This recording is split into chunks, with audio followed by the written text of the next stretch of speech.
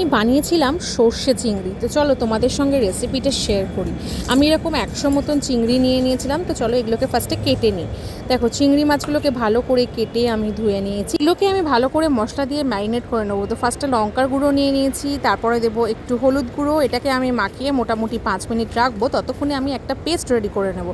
তাতে এরকম একটা পেঁয়াজ, কটা রসুন, 3টে লঙ্কা আর একটু আদা। আর আগে থেকে আমি এরকম কালো আর সাদা সর্ষে ভিজিয়ে রেখেছিলাম যাতে তেতো না হয় বাটলে।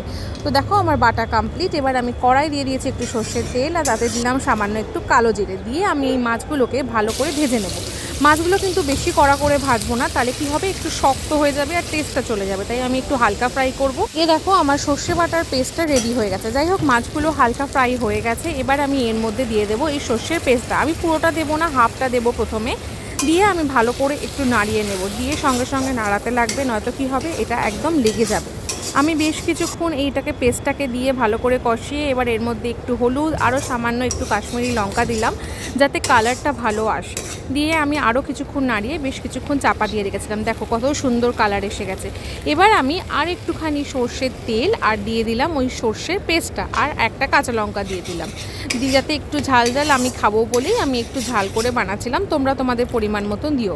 আর দেখো আমি একটু ঝোল করব বলে সামান্য একটু জলও অ্যাড করে দিয়েছি। তোমরা না চাইলে জলটা নাও দিতে পারো, একটু মাখা মাখাও করতে পারো।